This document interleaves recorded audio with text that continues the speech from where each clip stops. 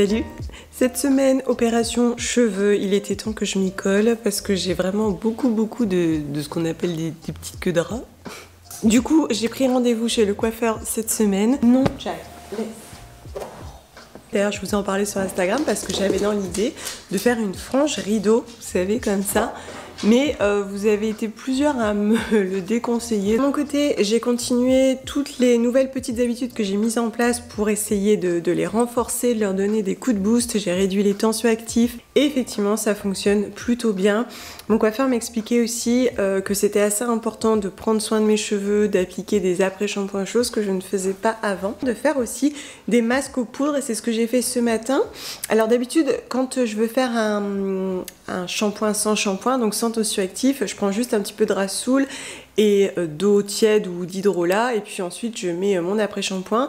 Mais ce matin je me suis motivée pour faire un masque lavant pour vraiment renforcer et bien assainir et soulager le cuir chevelu. Ce matin j'ai utilisé donc du Rasoul. Je vous disais que j'utilise plus que du Rasoul. Je n'utilise plus du tout de Shikakai parce que je le trouve trop asséchant sur moi alors que le Rasoul me réussit très bien et que je peux l'utiliser aussi sur mon visage. Alors en général effectivement je suis plutôt les préconisations. 2 cuillères à café de Rasoul et puis de l'hydrolat qu'on mélange jusqu'à obtenir une pâte homogène. J'avais décidé de faire un masque un petit peu plus costaud qui a apporté aussi de la nutrition et du soin.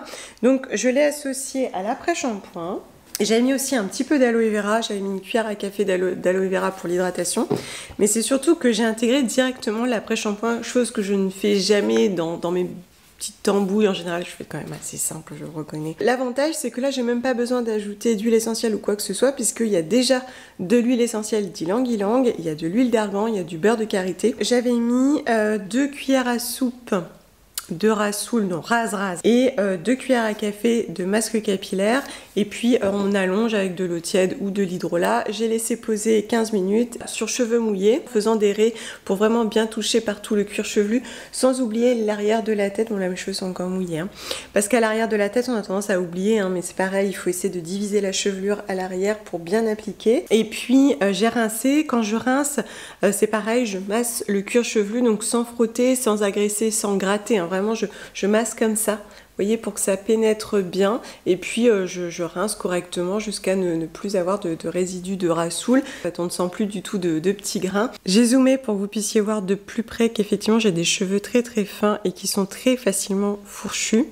Alors pour ça, je laisse sécher à l'air libre et puis aussi la manière de sécher avec la serviette plutôt tamponner que frotter très fort pour éviter d'arracher, la manière aussi dont on va nouer ses cheveux. J'utilise facilement des pinces avec des gros picots, des grosses dents, et puis toujours un peigne en bois ou une brosse avec des picots lisses pour éviter de casser davantage. Ceci dit, j'ai quand même toujours des petites fourches.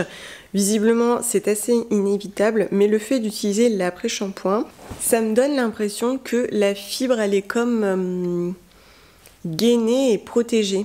En fait, quand je fais un après-shampoing, je vois que la fibre est un petit peu plus lisse, on voit moins les petites fourches et je pense que ça protège un petit peu. Mais depuis que j'applique tout ça, effectivement, les fourches reviennent beaucoup moins vite et le cheveu il reste super brillant. Il est déjà super joli alors que mes cheveux ne sont même pas encore complètement secs. Bon, là, ils sont quasiment secs pour vous donner un petit peu une idée de ce que ça donne. Et vous voyez, ils sont bien brillants, donc je n'y ai pas touché, je ne les ai pas lissés, je n'ai pas ajouté de lac ou de spray ou je ne sais quoi. Ce qu'on peut juste faire, c'est ajouter quelques gouttes d'huile végétale sur les pointes pour les protéger aussi un petit peu des fourches. Chez moi, ça marche plutôt bien, ça fonctionne plutôt bien. Je le fais aussi des fois lorsque je pars courir et que fatalement je vais les attacher pour les protéger et ça donne un résultat plutôt sympa. En plus on voit bien là les reflets, franchement c'est canon. Bon, j'ai enfilé un pull, hein. J'ai cru qu'on était en été sous prétexte qu'il y a du soleil. Vous me demandiez aussi des fois pour des compléments alimentaires. J'en suis pas spécialement adepte des compléments pour les cheveux, les ongles ou la peau.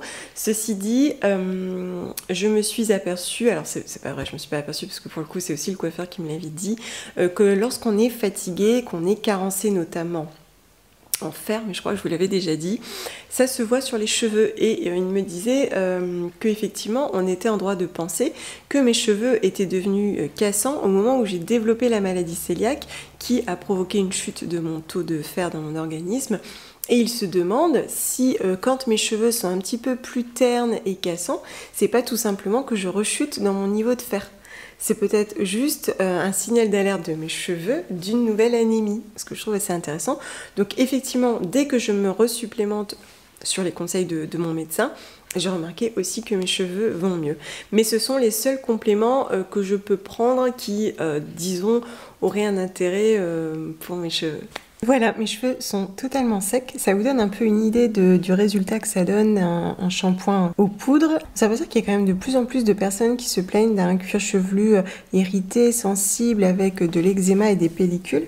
Et au-delà d'une démarche naturelle, des fois c'est juste dans une démarche minimaliste ou pas du tout d'ailleurs, juste pour apaiser son cuir chevelu, qu'il y a eu probablement un abus d'utilisation de tensioactifs agressifs, notamment de sulfate.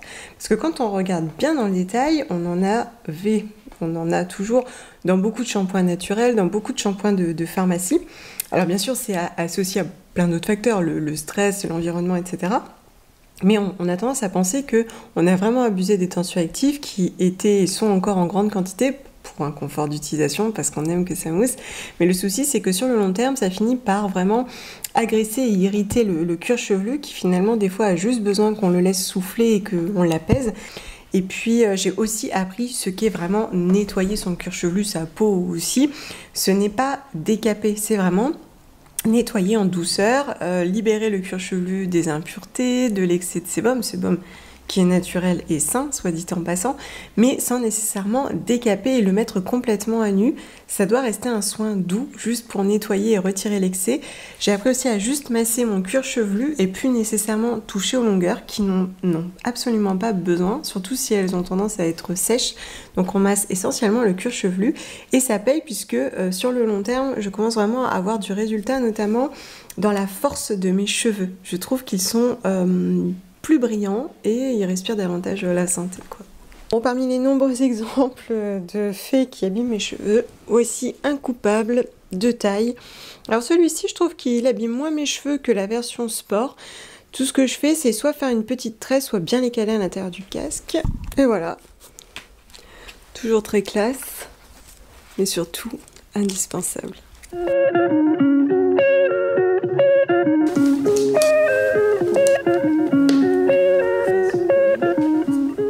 C'est parti pour un grand tour avec Jack Jack. Il a besoin de se dépenser aussi, de bouger, notamment quand on s'absente longtemps. Donc voilà, c'est la grosse balade et il est trop content.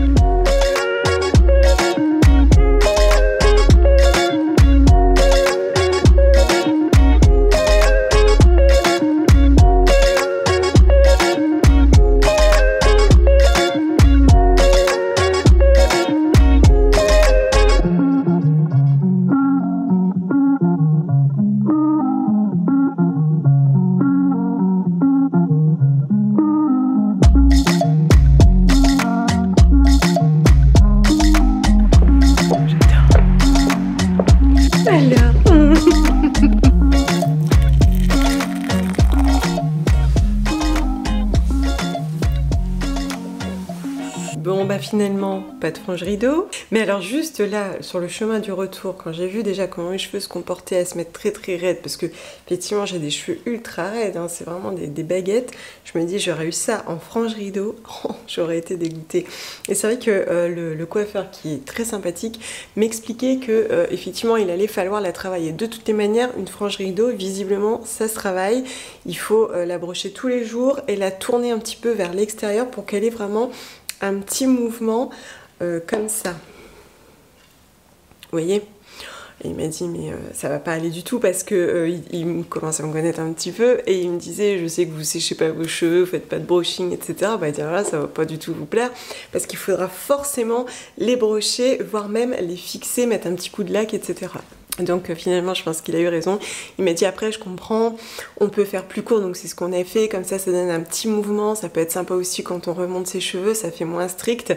Mais il dit moi je vous déconseille la frange rideau. C'est pour ça il faut toujours écouter les professionnels, c'est important, les experts et les expertes. Ça m'a fait du bien, ça apporte vraiment un petit coup de boost. Alors ce que j'aime bien, c'est aussi, alors bon, j'ai toujours aimé aller chez le coiffeur ou la coiffeuse et je reconnais que j'aime bien qu'on me masse le cuir chevelu, c'est un moment que j'adore. Et donc là je suis allée chez un indépendant, donc un indépendant que vous avez vu déjà plusieurs fois sur Instagram qui se trouve à La Madeleine, parce que là-bas on peut choisir une gamme de produits bio, on n'est pas obligé de prendre la gamme L'Oréal, on a le choix.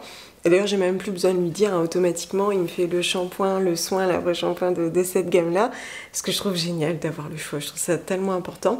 Et pareil pour mon fils, je sais qu'il lui applique ces produits-là pour sa petite chevelure de pré-ado, donc c'est nickel. Et puis surtout il prend le temps quoi. Il m'a gardé 1h15 je crois, et franchement voilà, il regarde pas sa montre. Ah, il y a Jack qui m'a fait mal.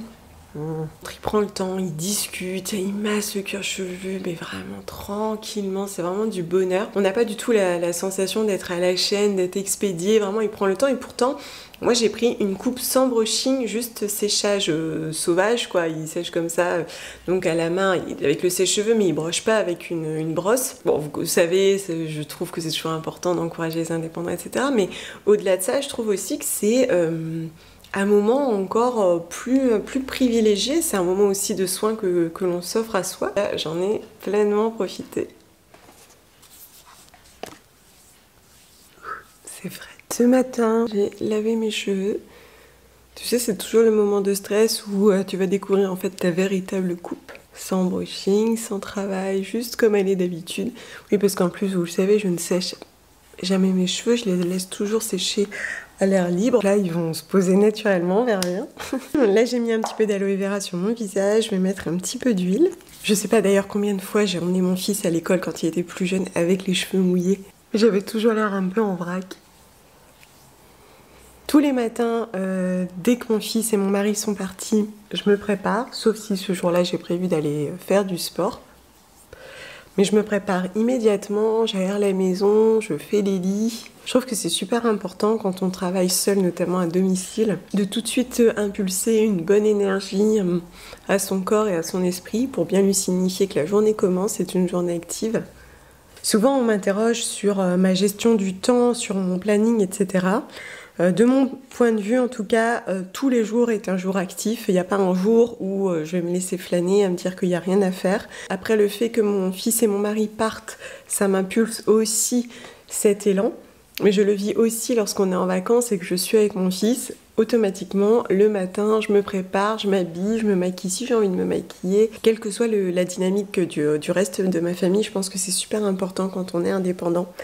Parce que tout dépend de notre activité personnelle, de ce qu'on va produire, ce qu'on va sortir ce jour-là. Donc si on ne fait rien, on n'a rien. Et en hiver, perso, j'aime bien me mettre au moins un petit coup de blush.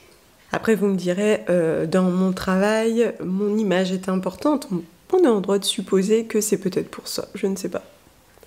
En tout cas, le reflet que je perçois m'est plus positif, plus agréable. Je me sens plus alignée avec moi-même, plus sublimée, avec une meilleure mine. Et moi, tout de suite, ça m'impulse de l'énergie. On a pas mal diabolisé le maquillage pendant un temps parce que ça faisait partie des injonctions, etc. Perso, je trouve que dans certains cas, ça peut être assez positif d'être bien dans son corps, d'être aligné avec son apparence. Si ces petits artifices peuvent nous faire du bien, pourquoi pas? En tout cas, moi, c'est comme ça que je vois les choses. À chaque fois, je me dis que, en tout cas me concernant, le maquillage est là pour sublimer celle que je suis, sublimer mon apparence. Et que tant qu'on est aligné avec le geste, qu'on ne le subit pas et qu'on ne le fait pas sous la contrainte, il est positif. It's good, il n'y a plus qu'à. Je vais allumer mon PC et puis je vais aussi cuisiner un petit peu aujourd'hui parce que j'ai pas mal de fruits et de légumes qui sont très mûrs et qui ont besoin qu'on s'en occupe rapidement. Je pense que ça va être de l'impro, je vous préviens. D'ailleurs, ça arrive très souvent que ce soit des échecs. Hein. J'essaye plein de choses, j'essaye plein de recettes. Je pense aussi que c'est ça un petit peu la vie réelle, on essaye avec ce qu'on a sous la main.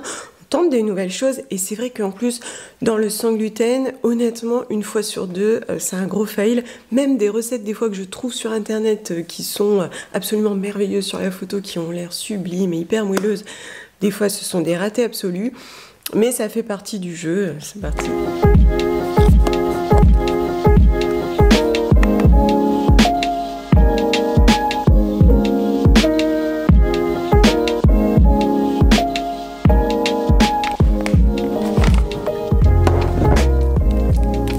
J'ai des bananes trop au mur. Donc j'ai sorti toute mon artillerie. J'ai de la farine de sarrasin, c'est de loin ma préférée, même si ma famille n'aime pas. Là j'ai ressorti de la farine de maïs, fécule de maïs ou pommes de terre sont ce que j'ai sous la main. Ici ce sont des flocons d'avoine sans gluten que j'utilise pas mal dans des cookies ou des fois que je pulvérise en farine. Je trouve que c'est plutôt pas mal, en fait j'aime bien la saveur. Mais en revanche, je reconnais que je n'aime pas trop la texture. Je suis pas du genre à aimer les puddings par exemple, vous voyez, pour vous donner une idée. Après j'ai toutes sortes de farines, il me reste encore du petit épeautre, mais depuis quelques temps en fait j'évite. Du coup je l'utilise davantage pour ma petite famille. Et puis ici du sucre de coco que je vais utiliser pour sucrer mes préparations.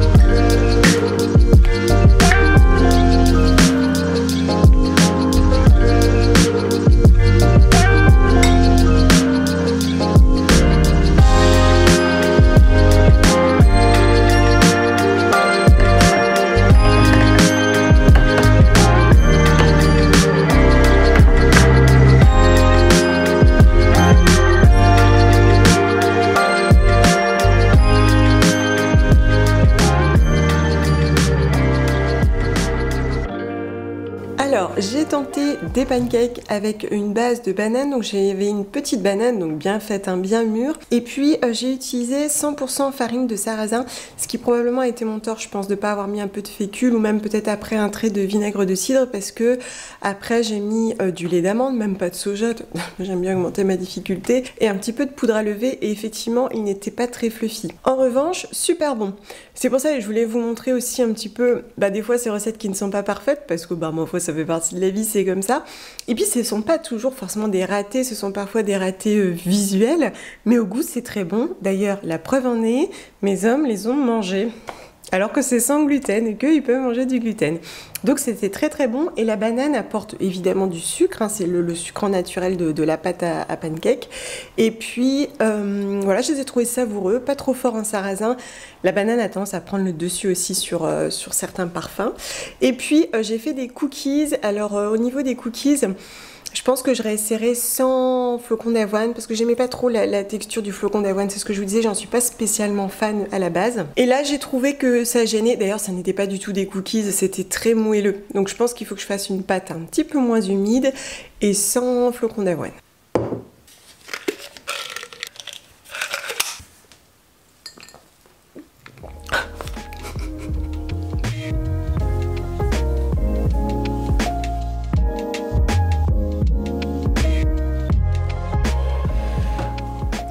Petite soupe avec tout ce qui me restait. Je viens de la mixer, c'est pour ça qu'il y a plein de bulles. Je l'ai passé au Thermomix pendant que je travaillais. Il me restait un poireau, une petite moitié de potimarron, une moitié de butternut et j'ai ajouté aussi des lentilles corail, de l'huile d'olive, un oignon et un demi-cube légumes. J'ai goûté, c'est sucré, qu'est-ce que j'aime la butternut, ça apporte tout de suite quelque chose de beaucoup plus doux, très réconfortant. En plus il m'en reste pour ce soir, nickel.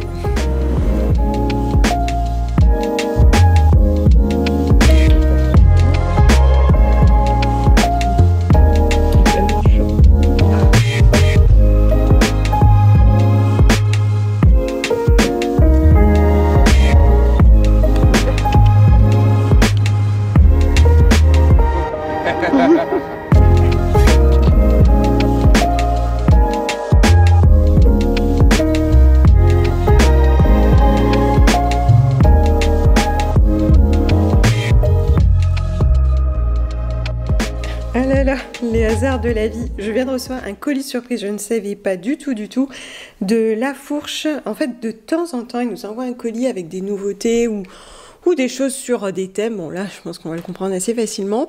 Et alors, je vois ça, je dis ah cool, du thé, sympa, ça c'est cool parce que la mienne, elle est vraiment en vrac. En plus de ça, elle est fabriquée en France. Et je vois ça.